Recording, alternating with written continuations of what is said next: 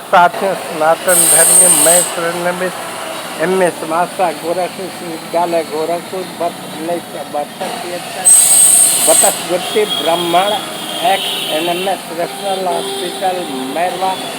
मैं आपको एक शिव पुराण की बहुत ही अच्छी और रोचक कथा बता रहा हूँ। मेरे चैनल को सब्सक्राइब कीजिए और सुनिए, ध्यान से सुनिए। आपके आगे समाज पर बहुत ही कल्याण है। एक गांव में एक बुढ़िया और एक बूढ़े रहते। पूर्व कर्म के अनुसार बूढ़ा और बूढ़ी को बाल बच्चा नहीं था।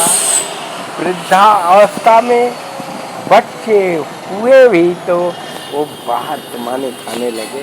बूढ़ा बूढ़ी के आशीर्वाद से ही माने बच्चा सेटल, इतना कुछ कमी नहीं था। तब भी दोनों पति जितना ही उदार था, कुछ दे देता था, अपने घर का खाना भी दे देता था, मगर पत्नी उतना ही कंजूस और कभी किसी को कुछ देना तो चाहते ही नहीं। जब पूर्व कर्म के अनुसार वो तो बच्चा बच्ची सभी था, वो शादी ब्याह ये लोग वृद्ध हो गए, मगर पहले के कर्म के अनुसार सब कुछ बनता रहा। मगर जब किसी को दान नहीं देते थे, मगर पत्नी प्रभु हे कान्हा कृष्णा जाने, भगवान जाने, शिव जाने, पार्वती जाने, यही सब व्रत लगाती रहती थी। मगर देने के लिए वो इतना मायर कंजूस थी कि फूटी कौड़ी भी नहीं। एक बार एक बहुत बड़ा संत आया, ललाट और पैर बांध के कहा कि ये बहुत पहले के भाग्यशाली कर होंगे, बगी अब की भी इनका कर्म बनाना चाहिए, जिससे कि अगला कर्म बन लोग प्यार उठाते हैं। कर्म बनाने के लिए वो लोग उनसे आकर के मांगते हैं, मगर वो देने के लिए तैयार नहीं।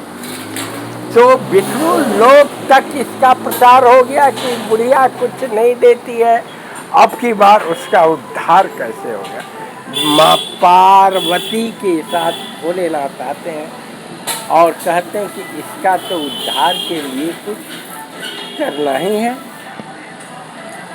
जब वो कहते हैं कि आज नहीं देंगे कल देंगे, वही नहीं थे, घर में बच्चा था ही, देता था ही, मगर देते नहीं थे। अंत में जानते हैं, एक दिन भोलेनाथ जब आकर के मांगते हैं तो कुछ नहीं देती है, टरकाते।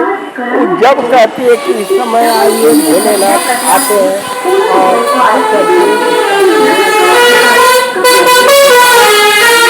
जब मांगते थक जाते हैं तो कल आइए, आज आइए, शाम को आइए, मांगते अंत में बुढ़िया एक दिन 10 बजे के लगभग लीप रही थी घर। पहले पुतनौहर था, एक हड़िया के पुतहा में हड़िया पियरी माटी गोबर ध के आप फटे कपड़े से लीप रही थी।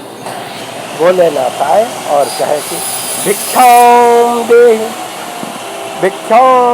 दे, वो नहीं देती थी। अंत में उठा करके उसको लेकर के गोबर देती। अंत में वो क्या कहती है तो उसको लेकर पुतनहरिया उनके छत्ती पर फेंकत जाके ले। प्रभु कहे कि चलिए, वो भी तो मिला।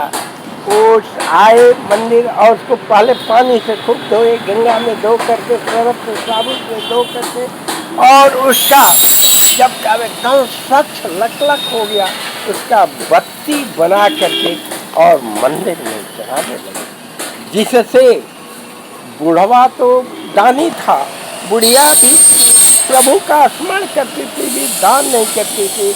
जब घी में बोल करके उसका बत्ती जलाया गया तो वो महादान हो गया। भोलेनाथ उद्धार करना चाहते थे, अतः मंदिर में दीपक जलाने सभी कोट कोट देवताओं का उनका आशीर्वाद मिला और वह स्वर्ग को प्राप्त हो गए। इससे साबित होता है प्रभु किसी का अनहित नहीं करना चाहते। आँख की पलक भक्त को भगवान अपने इतने प्यारे होते हैं कि उनका किसी तरह से उद्धार करते हैं। कथा श्रोता वक्ता और सबका कल्याण होगा। जय हो जय।